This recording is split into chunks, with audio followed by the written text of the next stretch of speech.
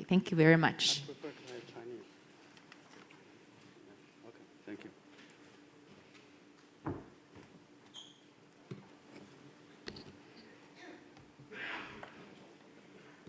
好的，非常感谢大家的到来啊！您现在收看到的是中央电视台财经频道的对话的栏目和夏季达沃斯咱们共同主办的这样一场电视的论坛。那其实今天咱们谈论的这个话题呢，其实主要包含2个方面，一方面呢是全球化，另外一方面呢是包容性的增长。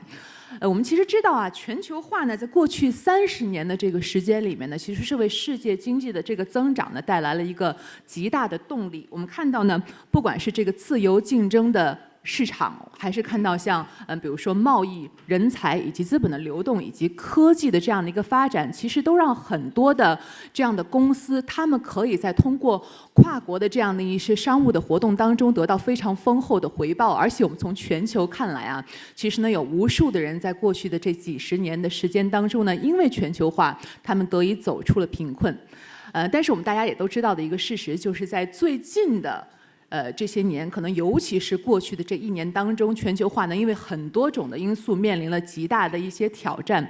所以说，其实今天我们所要探讨的是，当下我们全球化的进程究竟怎么样了？我们是不是有一种新的全球化的模式呢？大家可能还记得，在今年年初1月份，在瑞士的这个冬季达沃斯论坛上，国家主席习近平呢，当时在这个论坛的开幕式上，他的发言里面其实就是说，要让全球化的进程呢更加有活力、更加包容、更加可持续。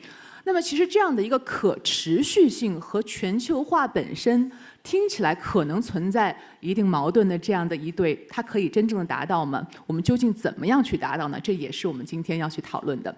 那其实今天我们场上呢也坐着其实非常棒的一组嘉宾啊。我想首先给大家简单的介绍一下我旁边的这样的一些嘉宾。首先坐在我旁边的最近的这一位呢，其实也是咱们的一位老朋友了。那他是北京大学国家发展研究院的副院长教授黄一平教授，欢迎您。那么在旁边的这位啊，其实他也有一个中文名字啊，叫谢白曼先生 ，so Mr. Fike Siebesma。他是荷兰皇家蒂斯曼集团的董事长兼首席执行官 ，CEO and Chairman of the Managing Board of Royal DSM. Welcome. 咱们坐在中间的这位呢是招商局集团的执行副总，那他同时也是中集集团的董事长，那么也是一位经济学家王洪先生，欢迎您。旁边的这一位啊，其实他也有一个中文名字，因为其实他的中文说的非常非常的好。其实我们在场下几乎是中文交流的，而且他几乎是可以用中文来回答问题的这样的一位，我们叫他夏先生啊。夏宗恩先生呢，他其实是克林顿柏林律师事务所的合伙人，那么他其实也是前美国助理贸易代表，所以说呢是这个贸易方面的一位专家，欢迎您。离我最远端的这一位呢是香港电讯云科有限公司的董事总经理施立伟先生 ，so we call him BG. Welcome. 其实今天大家可以看到这样的一个嘉宾的组成，其实有来自美国，有来自欧洲，有来自中国的，那有点像一个这个小型联合国了。而且大家的业务呢，其实不仅是在这3个区域，其实也是遍布全球了。而且既有来自学界的，也有来自企业的，同时呢也有贸易方面的这样的专家。所以说呢，其实首先开始讨论呢，我想先从，因为既然讲全球化，我想先从咱们几位企业的代表开始啊。我其实首先想问一下王董。王董啊，其实我想问一下，身处在一线啊，因为我们知道，不管是从招商局来看，因为招商局肯定是这么面向全球的这样的一个集团，还是从这个中集来看，因为很多人说，集装箱的这个业务一直是全球贸易的一个风向标了。那么在过去的这半年的这个时间当中，其实我不知道您对于这个全球化的这方面，您有些什么样的一些感受？您觉得海外的这个业务增加了还是减少了？这个总的这个中国的这个进出口贸易啊，应该是增长的比较快，今年上半年。那么这有几个原因呢？一个原因呢，应该说整个的这个外部市场的复苏还是比较明显的。第二点呢，也是说人民币的汇率的一些调整对它有影响。还有一点就是我们的结构性改革，应该说这3个呢都对我们的这个今年上半年的经济增长或者讲外贸的复苏呢都有很大的影响。那么集装箱呢作为这个外贸的一个分项标啊，它基本上呢会滞后外贸那么3-4个月整个的发展。那么今年上半年的订单呢增长还是非常快的。那么从我们在整个的这个海外投资的发展上来看呢，大的贸易环境并没有发生很本质性的变化。当然，现在更多的可能是一些舆论上的一些表现。那么，当然我们也看到，现在特别在中国“一路一带”这件事情上，那么我们现在认同的这半年来认同的国家越来越多了。那么对中国感兴趣的国家也越来越多了，愿意支持“一路一带”的也越来越多了。So Mr. Siebesma, DSM is actually a Netherlands-based company, and actually I was reading this KOF index from Switzerland. It actually says Netherlands is the most globalized country in 2007. According to that index, it's based on 3 different kinds of metrics. So what is your observations? Well, as the Netherlands is a very, very small country compared with China and many other countries, we need to be very externally oriented because the foreign territory of the Netherlands is slightly bigger than the internal territory, to be honest. So I think globalization brought a lot of prosperity for many people. Like you said in your introduction, many people were lifted out of poverty. Many people have benefited in the world. However, in Europe and the United States, roughly 30% of the population feels that the globalization has been beneficial for the top 70% and not for the bottom 30% of the population. Whether this is true or not doesn't matter. 30% feels left behind, and those people vote for protectionist political parties. And those protectionist political parties would like to close the borders, would like to come to import duties, protect the own environment, etc., which at the end of the day would not be good for globalization, would not be good for business, would not be good for global trade. We don't see an impact at this very moment, but we need to address this political atmosphere and political feeling in many European and US countries. And I think we need to involve that bottom 30% of the population. So that the key point is actually some people, 30% of the people, do feel they're lacking behind. Correct. And in some countries, to be honest, that is also true. In some countries, that is even not true. If I look to the Netherlands, it is almost true that all classes of society has been better off in the last 70 years due to globalization, all classes in society. However, 30% of the population feels that that is not true and that it has not been beneficial for them. And perception is reality, and if they feel it like that, then they vote on protectionist parties. And those protectionist parties would like to Brexit, would like to have United States first, would like to depart from the European Union and those kind of things, which would not be good for all of us in the world, would not be good for China, would not be good for Europe, would not be good for the US, would not be good for the entire population, would not be good for business. However, we need to address that, and we cannot do that by telling them that it has been good for them. We need to involve them in the discussion and the debate, and not just telling and explaining that it was good for them as well. 很睿智的一句话说 ，perception is reality， 就是说我们的这个看法，其实人们的看法其实就是组成了这个现实和现状。So BG, from your company perspective, what is your perception of reality? Yeah. Again, I concur with what has been discussed in terms of the benefits of globalization. I don't think just because there are challenges, which definitely needs to be addressed, that we should reverse the trend. There's another key factor which has also created a sense of this kind of fear and perception is the technology disruptions, which has also caused some of the perceptions to have the fear of job losses. And in the context of inclusivity, I think a lot has to be done. One is to make sure that the data points which people refer to as the adverse impact of globalization should be set right. It has to be demystified. On the other hand, the context of disruption which technology has brought in also means that there has to be a significant focus on reskilling and upskilling talent. it is an irreversible trend, whether it's globalization is going to continue at this pace or not. But the fact that the digital disruption has become a very irreversible trend, not only in the developed markets, but also in emerging markets.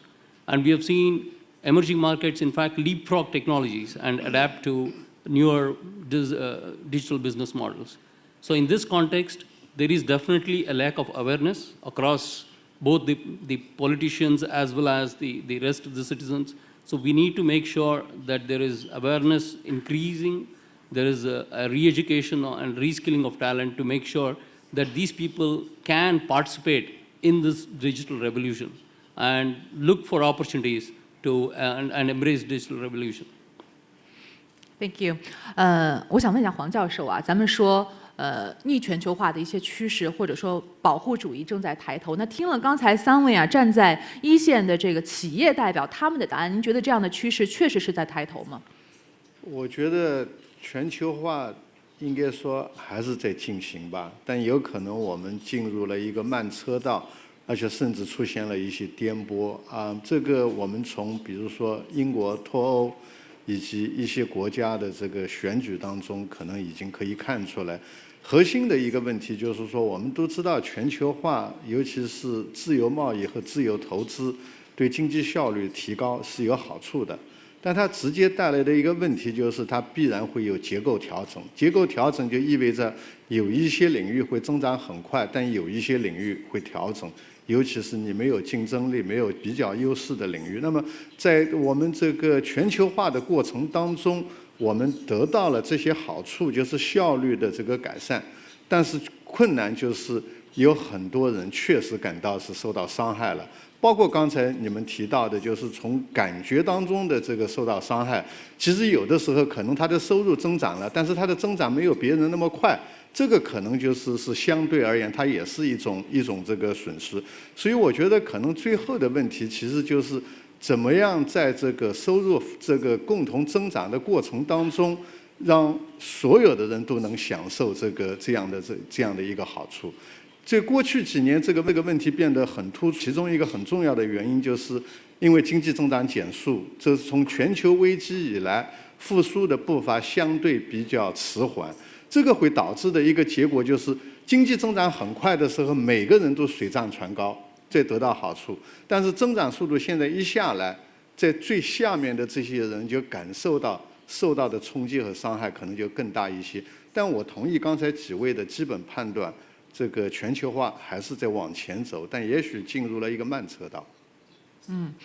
So I want to ask Tim. So some call it bumpy road, or like Professor Huang, and some even say that globalization is backtracking. And as a trade expert, what is your observation? I don't think we're backtracking, but I think what we're doing is taking a bit of a pause and recognizing ways that we need to do some recalibration. So I don't think it's just you're either forward or backward. I think we're looking at new circumstances and figuring out how to move forward. If you look at the U.S. presidential election, a big factor there was the fact that a lot of people thought that globalization wasn't working for them. So I think what we need to be focusing on right now are why do people have these perceptions? And whether or not the perceptions are accurate, I think we also need to think about how we can show that globalization and the activities of companies and of governments can be part of the solution rather than the problem. So in the United States, both political parties realized as a result of our recent election that they had not been paying enough attention to people in the United States who felt that they were being dislocated by trade. This was a mistake made by both political parties, and so both parties have to think about how to address the concerns of the people. As foreign companies investing in the United States, if they can show that they are creating jobs, that they're helping to contribute to an improvement in the standard of living, this will be something that will be part of the solution. Also, another part of the equation is the experience that companies have doing business overseas. And I'm sorry to say that if you look at the American Chamber of Commerce in China, in our most recent Business Climate Survey, 81% of the companies said they feel less welcome here than they did before. They feel that they're not competing on a level playing field. So in order for the companies themselves to be advocating for less protectionism and more open markets in our own markets, they have to feel they're being treated that way in other countries as well. And Mr. Sebastian, you had something to add. Well, it is important, I think, to have a look why does 30% of the people in the United States and Europe feel left behind.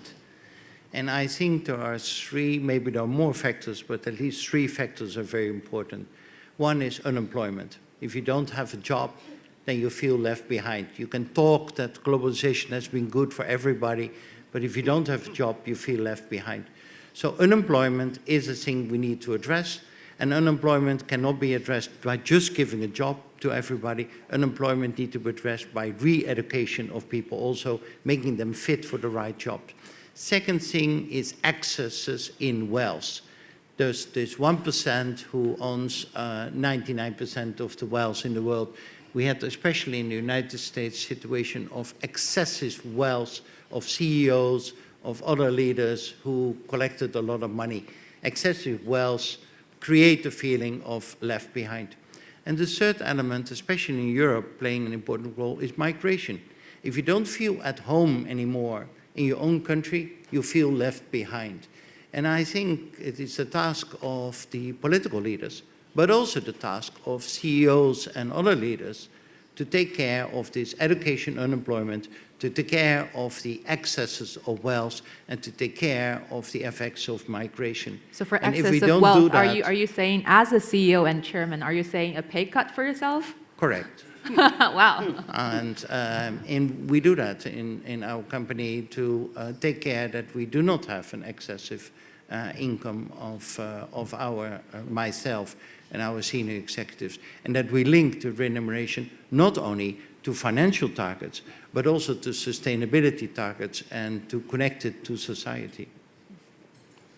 我觉得刚才提到的这个3点都很重要，尤其是这个就业的问题，因为这个开放贸易和投资最后带来的就是结构调整啊，有很多人的收入会快速增长，很可惜有一部分人会失去工作。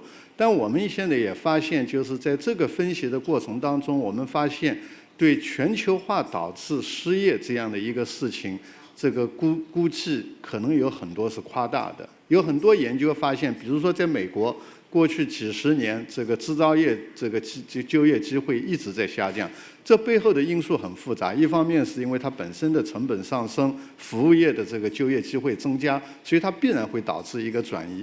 第二个其实很重要的是技术进步在替代很多劳动力。这个和全球化有关，但并不完全是全球化的问题。那么第三个，当然全球化这个经济、这个贸易、这个结构调整。所以我觉得我们在过去讨论这个全球化带来一部分人失去工作的过程当中，我们往往忽视了技术进步导致的结果，其实比这个全球化本身所造成的影响要大得多。尤其是我们所说的这个突破式的这样的一些技术，站在第4次工业革命的时候，可能全球化有的时候背了一部分这个锅，是吧？对的。好，那其实刚才我们已经提到了现在已经有的这个问题，以及它背后可能的是些什么样的因素在影响它。那如果说我们把过去的那个全球化叫做一个传统的全球化，那么现在有一些人说，现在我们可能进入到了一个需要进入到一个新的版本的全球化，不管它是全球化3.0还是全球化4.0，那么大家在每个人的心里面，这样的一个新的版本的全球化，它可能内在的核心究竟需要一些什么样的一些改变？ I think it's important, no matter what the cause of the resistance to globalization, I think we know what the solutions are. The solutions are that we need to focus on employment, and we need to focus on companies themselves feeling that they're able to compete on a level playing field. So I think what this means is that companies need to be much more intelligent than maybe they have been before in the way they approach their investments. They need to think a lot about what impact will this have in the community where I'm investing? How can I demonstrate that I'm adding value here? And then they'll build a support for what they're doing in the communities that they're going to. Also, I think that in countries around the world, we need to be thinking that if we support protectionist policies in our own countries, then we're likely to get a similar reaction in the countries where we're trying to do business overseas. And so I think companies have to rethink their strategies on both of those points. 那王董呢，站在这样的一个企业的前线啊，您觉得可能一个新的全球化的形态，它可能会为咱们的商业的模式或者这个全球化的模式带来什么样的改变？我觉得呢，过去这个刚谈到的一些问题啊，很多呢还不完全是全球化的问题。刚才黄教授也讲了，是很多是深层次的因素，特别是内部的，包括他们的国家的政策呀，还有它的二次分配的政策啊等等税收政策引起的。那么总的而言呢，刚才这位先生也讲到了，就是说整个的这个贸易是相互的。我们现在的年代呢，跟过去不太一样，就不再是那种枪炮年代了。那么整个贸易的这个环境呢，应该说是在西方主导下，或者讲发达国家主导下创造出来的我们现在的规则。现在的规则某种意义上讲，在过去的全球化里头推动呢，发生了很大的这个对全球发生了很大的变化，应该是有很大的促进作用。到目前为止，也没有人否认自由化或者讲开放对这种社会财富的这种负面效应。那么我们总体讲，只要是这个开放的社会，对社会财富的创造还是最大的，剩下来是怎么样分配。当然，我们现在提出来这个叫包容性的一些增长，某种意义上呢，就是应该是回应了过去我们贸易体制下出现的一些问题。那么我们自己认为呢，现在特别像我们招商现在的工作，我们更多的在发展中国家进行我们的一些业务的拓展。那么几方面的考虑，一方面呢，确实是发展中国家呢需要我们的这种资本，或者需要我们的一些技术。另外一方面呢，我们在发展中国家呢也更具备有一定的优势。那么第三个呢，也确实是发展中国家是一个很大的市场。那么我们的业务呢，基本上是沿着一个市场转移的一个方向去走的。所以说总的来看呢，我们招商不管在非洲也好，在南亚也好，或者我们讲在北美也好，整个的投资呢，我们还是和当地的这种发展的或者讲当地的利益或者当地的战略呢结合在一起的，帮助他们去完善他们的基础设施。那么大家把眼光看得更长远一点。那么并不是说我们做一些无私的一些奉献，或者去贡献去帮助他们。那么我们更多的也是从我们自己的商业利益上去考虑的。那么从发展中国家来看呢，可能战略的这个长度或者讲要会更远一点，它的回收期会更大一点，更远一点。当然它的这种收益呢，也更可以讲，因为我们再倒回来看30年前进中国很多这个发达国家的一些公司。国际化的公司在进中国的实践来看呢，应该都看到这一点。早期进中国的应该是收获都不错的。那么我们也可能在发展中国家呢，他们有个庞大的市场，他们需要我们。那么我们呢，也可以通过找到共同的利益，那么帮助他们。当然，在整个发展中呢，我们应该说还是要兼顾对方的利益。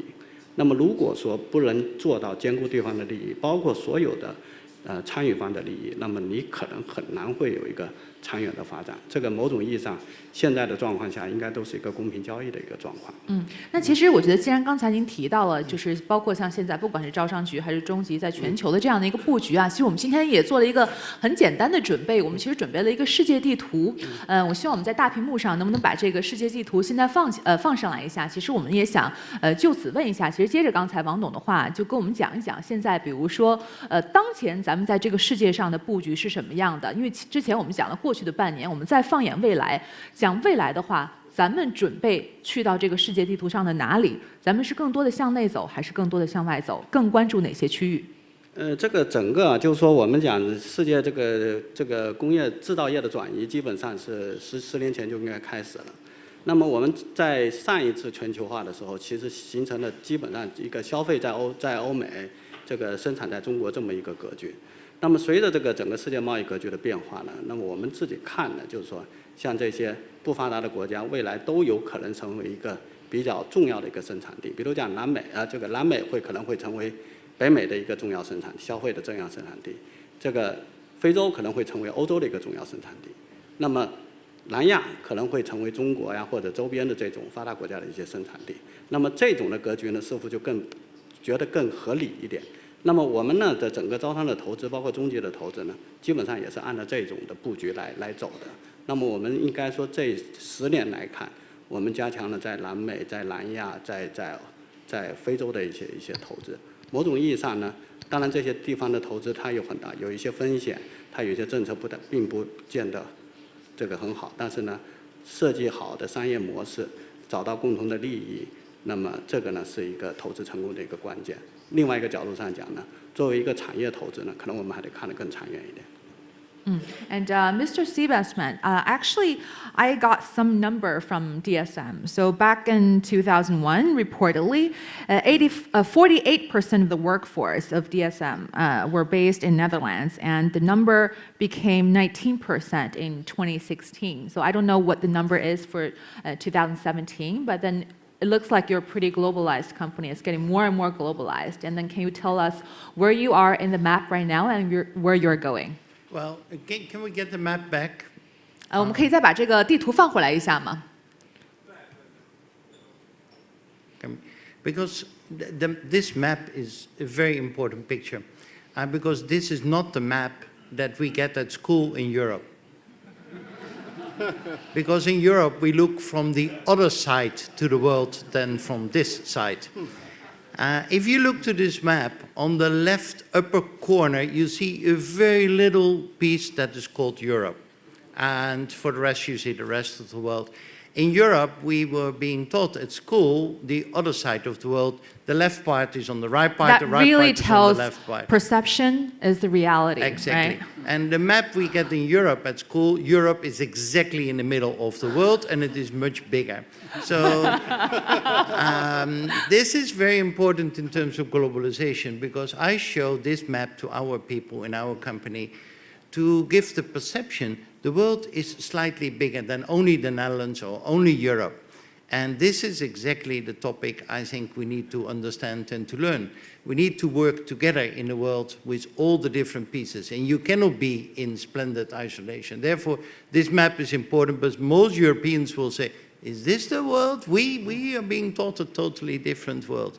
And the only way to be successful in the world, and I'm changing a little bit the old-fashioned win-win model of Harvard. I win, and I let you win also. I think the good model of collaboration is I let you win, and most likely I will win also afterwards. The Marshall help of the United States after the Second World War in Europe was I let you win, and most likely I get something back. And the short-termism of today is inhibiting that. Everybody is thinking first instance about the self-interest. And you cannot develop a world with global trade if everybody only thinks about self-interest. So I would like to change that to I let you win, and most likely I will win later on then also. Great. 所以转动一下这个地球一样，会学到别人的这样的一个视角。So spin the globe, and then you actually learn from others' perspective, and then come back to that question. So where we are right now and where we're going for DSM. DSM is globalizing, and indeed we have our Chinese president is sitting there. I think we have 6,000-7,000 people here in China. So China is already bigger for us than the origin, being the Netherlands. And that is the way it should be, because we are the largest food ingredient manufacturer in the world. And it is not only true that people in the Netherlands eat fortune glove. All kinds of people in the world eat and need to eat our ingredients. So we need to be on the whole world, like other companies are now active in the Netherlands also. So we will internationalize in our innovation, in our manufacturing, in our sales force around the world. Great, thank you. And for PCCW's case? We have currently, as a Hong Kong, again, just like Netherlands, is a limited market, but we are market leaders in our core businesses in Hong Kong. 80% of our global business comes out of Hong Kong, and our aspiration is to extend our footprint outside of Hong Kong. At the same time, if you look at our workforce, about 35% of our workforce is outside Hong Kong. We have about 50 nationalities working for PCW as a group. We also have a global connectivity business where we are present in all the 5 continents, including Africa, Middle East, US, and Europe. We are increasingly putting our efforts to expand our footprint in mainland China, where we have 6,000 employees, and we are expanding that. We are also looking at Southeast Asia, both for our technology services business and our media business. the video streaming business under the brand name of View. So that's definitely a focus, Southeast Asia, mainland China. We are also looking at expanding our IT services footprint in Europe and US, and that could be through a strategic investment we would make. So definitely we want to make sure that our capabilities which emerge from Hong Kong can be leveraged in other parts of Asia and Europe, US as well.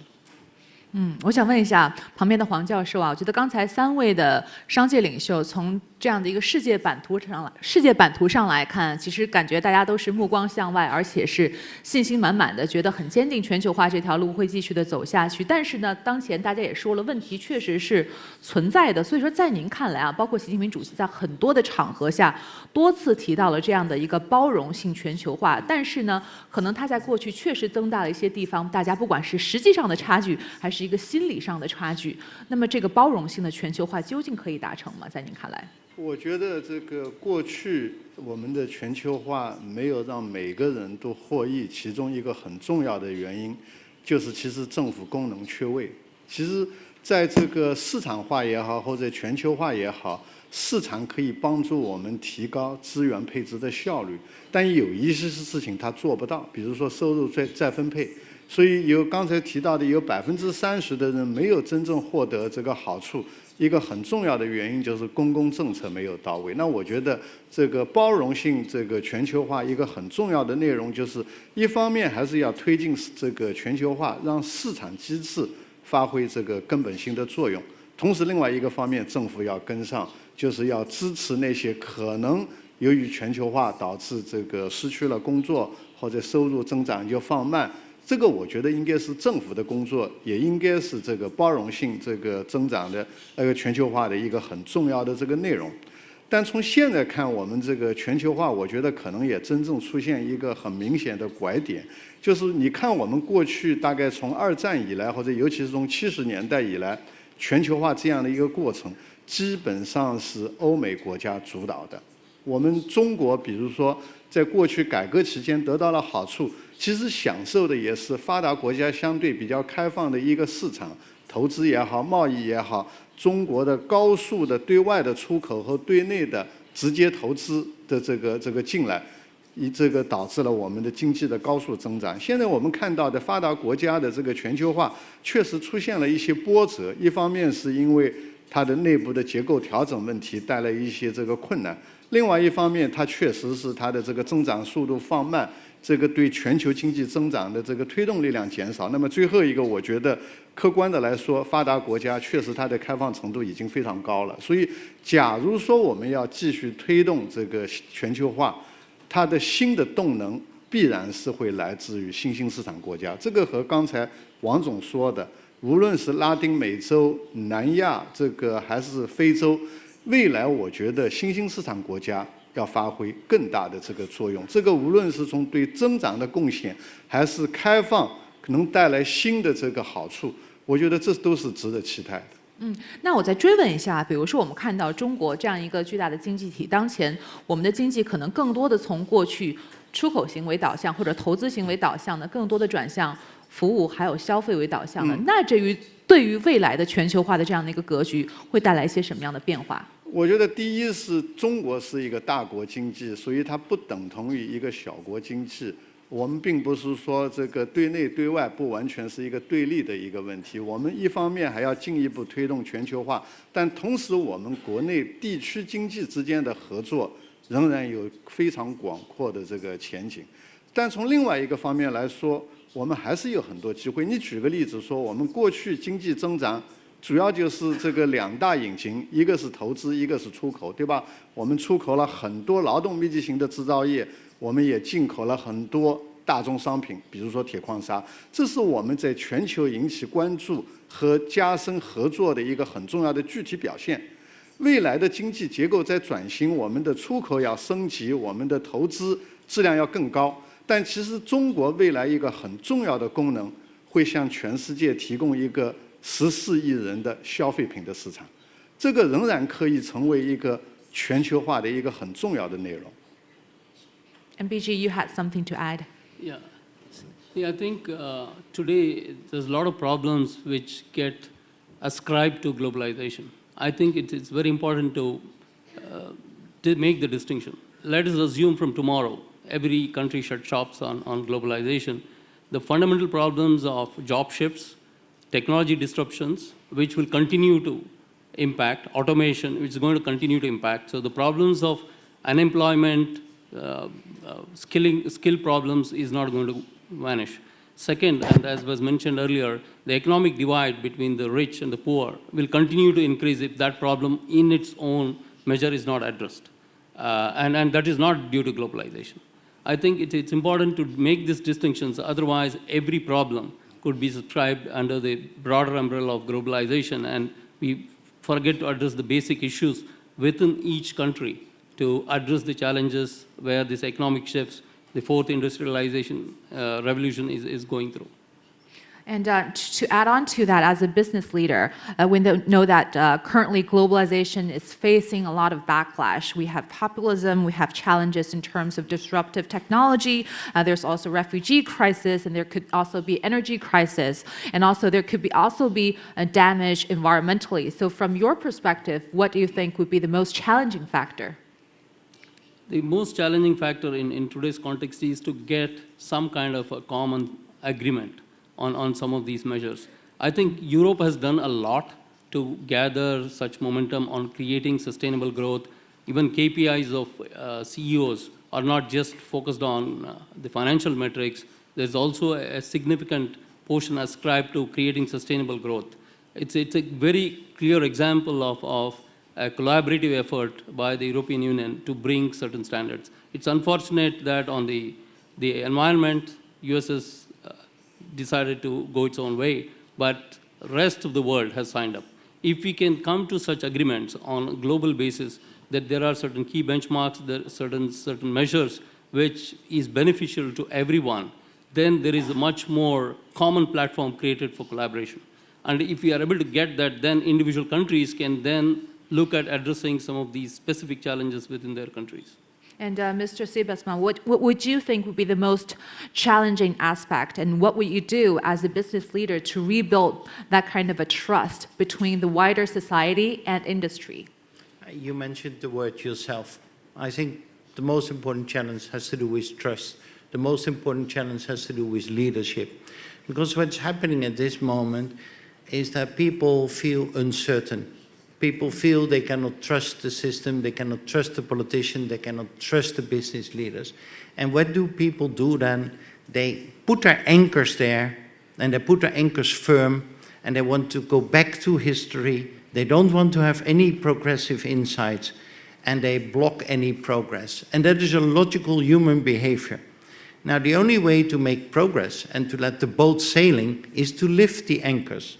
When you have your anchors there, the boat will not move very fast, and not very far at least. So you need to lift your anchors. But in order to lift your anchors, you need to have trust. And if you don't have trust, nobody, not any human being, would lift their anchors. And therefore, I think the most important challenge is leadership. If you look to Europe, you mentioned Europe made a lot of progress. Yes, but at this moment, many European countries are withdrawing a little bit from the so-called European project on their own island because they feel they don't trust it anymore. I mean, look, in this forum, we talk about China being the second largest economy in the world, United States being the largest economy of the world. It's not true. Europe is by far the largest economy in the world. But we in Europe do not know it even ourselves, so why should the world know it? So here you see that we have a lot of progress to be made. And by the way, the same counts for the One Belt, One Road initiative. Also the One Belt, One Road initiative, I think, which is a great initiative of President Xi, but it will only succeed, in my humble opinion, if we include all the different regions in that project and let them also shape. In Europe, we are still looking a little bit like, what will One Belt, One Road bring for us? We don't know, and we need to be further invited in the shaping and be inclusive, and then it can be a great success. Yeah, I think that the next Belt and Road Conference is actually in 2 years' time, so welcome to China again. Thank you. Actually, you probably come more often than that. Correct. 想问一下旁边的王总啊，也是作为这样的一位企业的领袖，其实刚才我们谈到的，对于当前全球化所面临的种种的挑战，如果让您挑一个，您认为最大的挑战是哪一个方面？同时怎么样去应对它？我呢，因为不像他们这个比较高屋建瓴啊，我们主要干具体实际工作的。那我觉得最大的一点就是我们在一些发展中国家的投资怎么样能够形成可行，这是我最关心的一件事情。那么首先一个就是讲战略的选择，就是我们哪个国家在哪个国家做投资，做什么样类型的投资，做什么样的业务，这个和我们的这个核心能力要结合起来，怎么样和对方找到共同的利益点。第二个呢，是我们要怎么样能够设计好我们的商业模式，因为这个整个的国际上的要素价格是不一样的，每个地方都不一样。中国成功的案例呢，到那边可能就不能成功，所以整个商业模式的设计呢，变成是一个非常重要的。那么要让我们的投资者能够接受，让我们的债权人能够接受。那么因为招商局呢，90%以上的资产都是证券化了，所以说呢，我们是一个比较市场化的一个公司。第三个点呢，就是在对这些发展中国家，我们怎么样有效的和我们的收益和风险要匹配起来。这我是考虑的一些比较微观的一些层面。那么非常务实的一个答案。那么这些呢，其实我们讲这个第三世界发展中国家有很好的发展前景，但是也不排除它的不确定性，它的政治风险啊，它的其他的风险啊，它社会稳定风险啊等等，这些我们都要通过我们的这种商业模式来隔离这种风险。我们要取得这样达到共赢的情况下呢，是不是一件容易的事？对每一件事情其实都是个挑战。我觉得有些非常具体的这个方法论，也非常感谢王总的分享。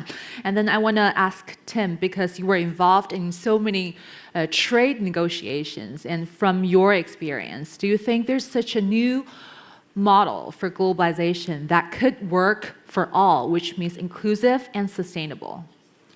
I don't think we're seeing yet from the United States a clear vision of what their view is on this. I think there's a focus on bilateral agreements, but I think, frankly, that so far we haven't seen a lot of direction coming from the United States in terms of how we can solve the sort of issues that we've been talking about.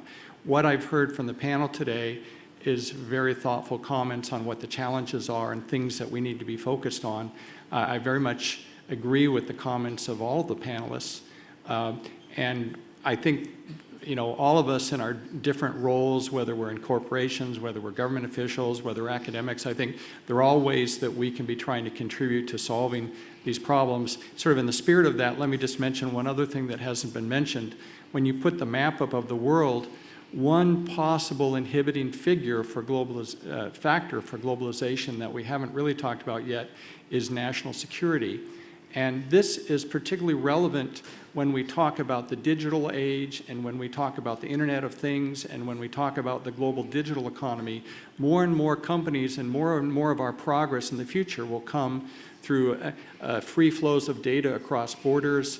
And right now, countries have very legitimate national security concerns, and individuals have very legitimate data privacy concerns, and that's another issue that we have to have on our list, because if we want the world to be integrated, we have to allow for the flows of data in ways that will work for the countries to preserve their legitimate national security concerns and also the legitimate privacy concerns of individuals. So I'll just put that on our list of things to be thinking about also. 好的。那最后呢，我也想问一下黄教授啊，也很简短的总结一下，咱们说的全球化，其实它可能意味着政治上的、经济上的、社会上的，甚至是心理上的全球化。咱们怎么样可以全方位的达到这样的一个包容性的增长、包容性的全球化？我觉得还是应该所有的国家一起工作，政府、企业、社会一起来共同合作。我们前面说到了怎么样帮助那些没有从全球化当中得到足够的好处的这些群体，但其实我们过去也是在全球化的过程当中，有很多发展中国家没有介入进来。以后我觉得他们也许会成为这个新的开放和全球化的一个主导力量，但这并不意味着以后我们就不跟发达国家一起这个开放。我相信发达国家仍然会是全球化一个很重要的推动力量，但一个根本性的改变，过去举个例子说，有很多重要的全球经济决策是由7国集团来做的，未来更多的是20国集团，或者是发展中国家自己的各种这个经济合作的平台组织。举个例子说，金砖集团这个国家的这个组织，或者是这个我们“一带一路”的组织。核心的一点就是新兴市场国家在推动未来的全球化的过程当中，要发挥更大的作用。好的，我觉得也是很好的今天全场的一个总结啊，我觉得大家也可以给在座的所有的嘉宾一些掌声的这个鼓励。